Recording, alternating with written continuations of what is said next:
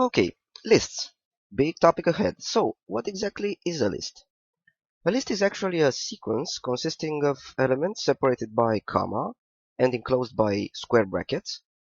You can have any data type as an element of a list, strings, numbers, or even other lists, and any number of elements within that list.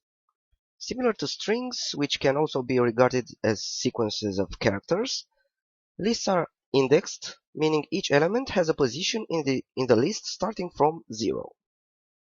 You can also use the len function to see the number of elements in the list, and slices to extract only a portion of that list. As opposed to strings, lists are mutable, meaning that you can modify a list by adding or removing elements. And we will see and use that a lot throughout this course. Now let's create our first list. We will name it list1. So list1, and will be initially empty. So list1 equals just the square brackets. Let's see it.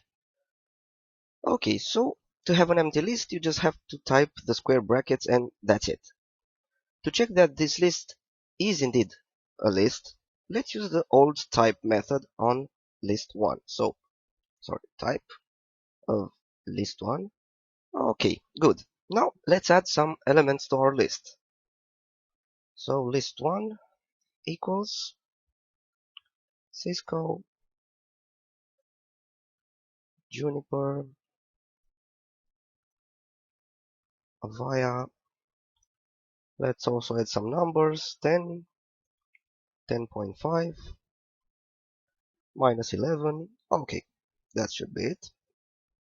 So here we have a list with some networking vendors and some numbers just to show that we can add any data type to a list. So let's see list1 again. Okay, now let's remember the len function from the string section and use it on our list. So len of list1. Okay, so our list has 6 elements, which is correct.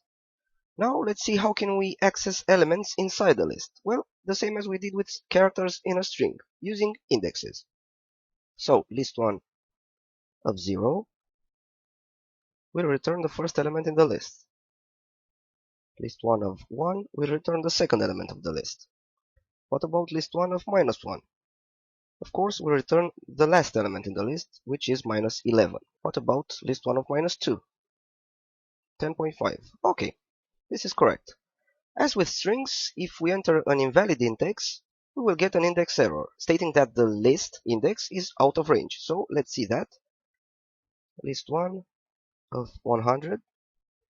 Okay, so we have an index error and list index out of range. To check that lists are indeed mutable, let's try to replace an element in the list. So we still have list1.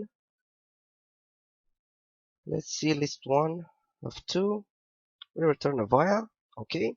Now let's replace this element with another vendor, let's say HP. So we just have to use the equal sign to modify this. So list1 of 2 equals HP. Now let's check list1 again. Okay, so this is how you can update a list.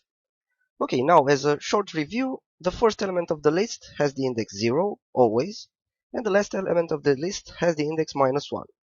Also, remember that lists are mutable, and I hope this is clear and we can move on to list methods.